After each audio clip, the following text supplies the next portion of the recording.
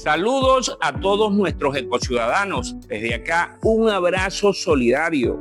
De igual manera, vamos a estar abordando un tema significativo, como los ecosaberes de la agricultura regenerativa. Un tema novedoso, bien importante, debido a que la agricultura tradicional, su modelo, ha enfermado la tierra, el suelo, que nos proporciona un conjunto de criterios significativos en esa relación sujeto y ambiente. Para hoy es un honor, vamos a tener a un especialista, a profesor César Franco, que vamos a estar abordando este tema, su definición, las ventajas y su importancia.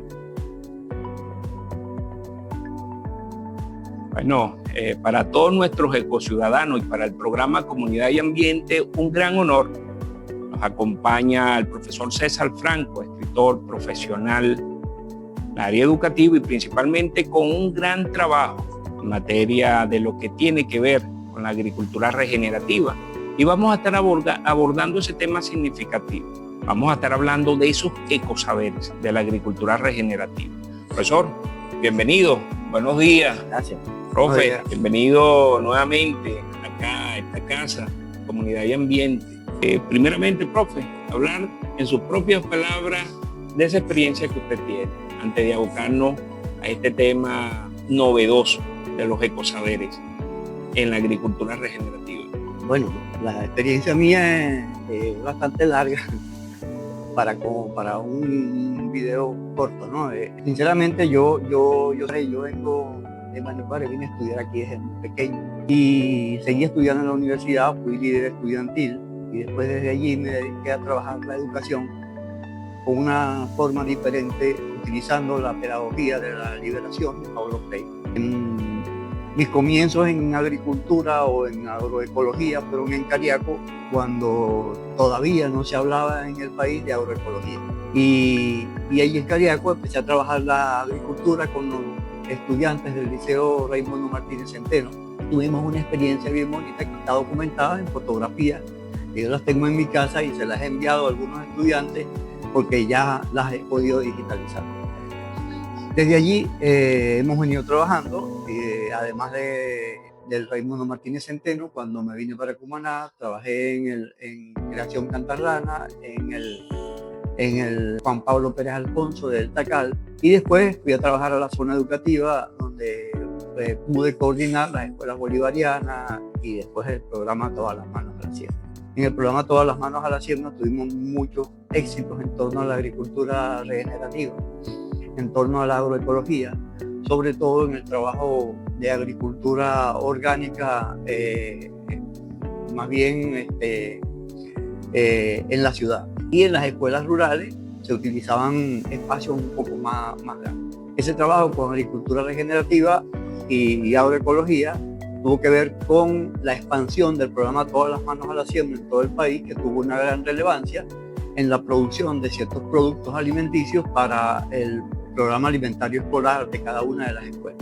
Desde allí empezamos a hacer jornadas a nivel de todo el país. Hicimos ferias agroalimentarias en varias partes del país, llevando todos los productos que podíamos organizar y producir en cada una de las instituciones escolares, tanto de educación media y básica, primaria, como en las universidades. Es una experiencia larga. Para hablar de eso se necesita bastante más tiempo. Bueno, que eso es lo importante, profe, todo ese trabajo que usted viene realizando y, como usted dice, sintetizar toda esta gran información valiosa, es relevante. Profe, estamos hablando de esos ecosaberes de la agricultura regenerativa para nuestros ecociudadanos que están ahí, están en el territorio, en nuestras comunidades. ¿Cómo digerimos este conocimiento? Bueno, esos saberes se van produciendo a través de la experiencia, es decir, los saberes son producto de las experiencias que tiene el ser humano una vez que razona, que piensa sobre lo que está haciendo y de qué manera puede mejorar. Nosotros en agricultura regenerativa tenemos una vasta experiencia, los insumos que necesita una producción agrícola sin tener que recurrir a los insumos agroquímicos o agrotóxicos que nosotros llamamos, que lo que hacen es dañar la capa del suelo y además de eso produce alimentos que son tóxicos y que no tienen los nutrientes necesarios como para que la gente se alimente bien. No, y alimentos que están incidiendo de manera negativa, también lo importante, pues, estamos hablando de un modelo tradicional de la agricultura que no ha respetado y no ha entendido la complejidad y la trama que juega el suelo, su fertilidad, sus nutrientes, los microorganismos. Y a través de la agricultura regenerativa viene a dar esa conexión, que en realidad es una conexión intrínseca, si le doy la connotación, donde el campesino, donde el trabajador de la tierra o trabajadora de la tierra, hay un respeto al suelo, hay un respeto a toda esa trama y a ese gran ecosistema, profe. Sí, fíjate, los que trabajamos con agricultura regenerativa a nivel mundial somos el 80% de los que producen los alimentos que van directamente a la mesa de los consumidores. El otro 20% de los alimentos los produce para la mesa de los consumidores, los produce la agricultura tradicional. Esa agricultura industrial. Pero esa agricultura industrial tiene el 80% de las tierras y nosotros tenemos nada más que el 20% de las tierras. Y producimos el 80% de esos alimentos. Porque la agricultura tradicional, la agricultura industrial, produce alimentos para las industrias, es decir, para producir alimentos procesados. Y esos alimentos procesados son los que están, y eso está demostrado, son los que hacen mayor daño y aportan menos nutrientes en la dieta de las personas. En el mundo, el 8.2% de la población pasa hambre. Y ese 8.2%, estamos hablando de 1 de cada 11 personas en el mundo pasa hambre. Si somos alrededor de 9.000 millones de personas en el mundo, bueno, saca la cuenta y es una gran cantidad de personas que pasan hambre en el mundo.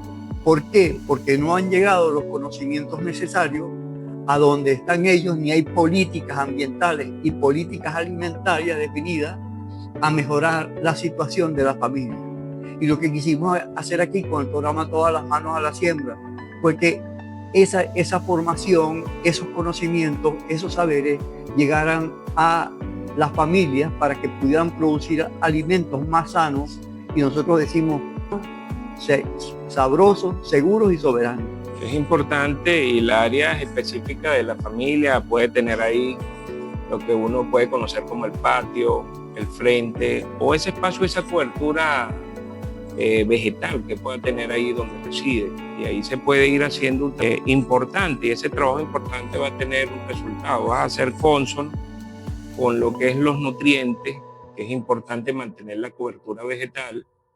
Es importante también, vas a garantizar un alimento sano a la mesa, que eso es algo. Profe, de acuerdo a la experiencia, ¿cuáles son las orientaciones que usted daría en relación a todos los ecociudadanos?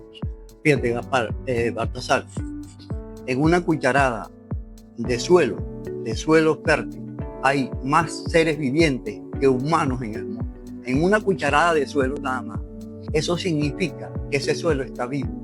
Eso significa que el suelo vivo produce mayor cantidad de alimentos con el menor costo. Eso fue lo que quisimos hacer en función de enseñarle a la gente cómo producir abonos orgánicos para mejorar los suelos, que son saberes en agricultura regenerativa, cómo producir repelentes biológicos y cuidar los insectos benéficos para que las plagas y las enfermedades no le hicieran daño a las plantas. Cómo ahorrar agua, porque cuando tú generas un suelo que puede absorber el agua y mantenerlo por mucho más tiempo, estás ahorrando agua en el riego. Y en vez de regar 2 veces al día, riegas nada más que 1 vez al día o 1 vez cada 2 días. Entonces estás ahorrando agua.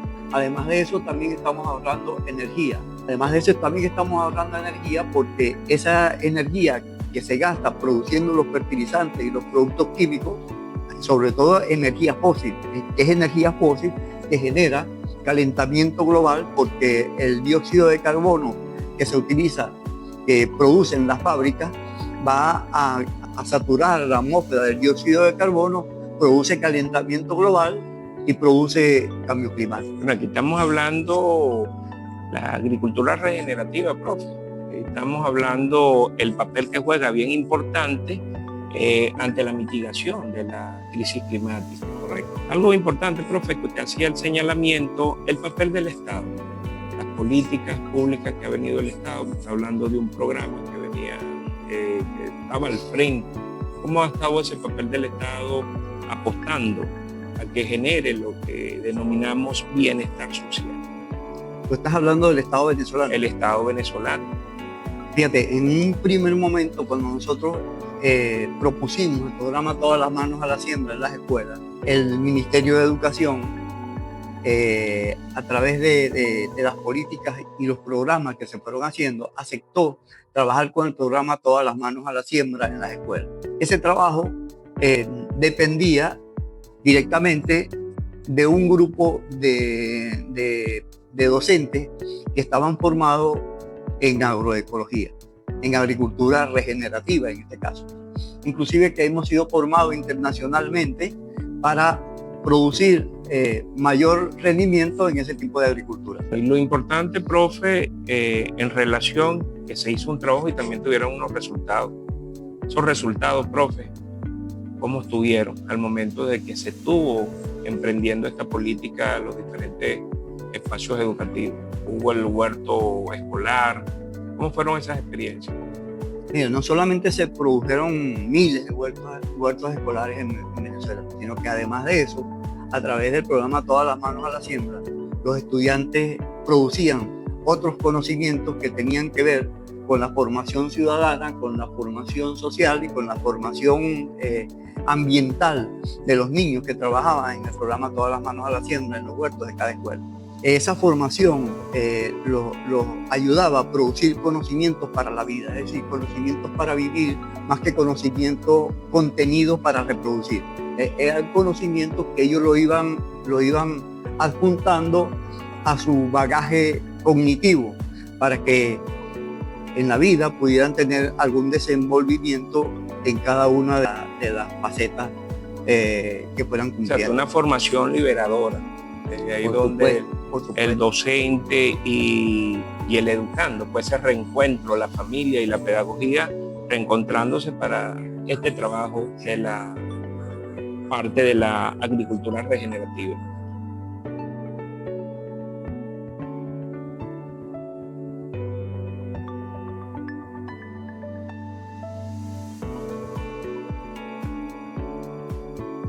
Profe, ese concepto de esos ecosaberes de la agricultura regenerativa, el concepto que usted ha construido con su experiencia, ¿cómo la define? La agricultura regenerativa yo creo que es la única forma, porque la agricultura de manera general, esa agricultura industrial es la que ha acabado con muchos ecosistemas en el mundo. Sí, la agricultura ha sido la práctica del hombre que más daño le ha hecho al planeta. Y resulta ahora que con la agricultura regenerativa nosotros vamos a generar conocimiento, a producir conocimiento en cada una de las experiencias de los que la estén desarrollando para que aporten soluciones a esta situación que el planeta está viviendo y que va a seguir viviendo, porque si seguimos ese mismo desarrollo de agricultura tradicional, el planeta dentro de poco tendrá a desaparecer muchísimas especies. Imagínate este gran ecosistema y el ejemplo que usted colocaba de esa cucharilla, todo lo que representa, algo bien significativo, y esa cucharilla ahí que usted le está haciendo ese ejemplo simbólico de la cantidad de nutrientes que hay ahí, que es importante. Si comenzamos o se empieza negativamente a desaparecer estos grandes ecosistemas, el futuro es incertidumbre, es importante. Profe, esa importancia de la agricultura regenerativa. Fíjate, Baltasar, cuando tú siembras una semilla en el suelo, una simple semilla, una insignificante semilla de un árbol muy grande, es una semillita apenas.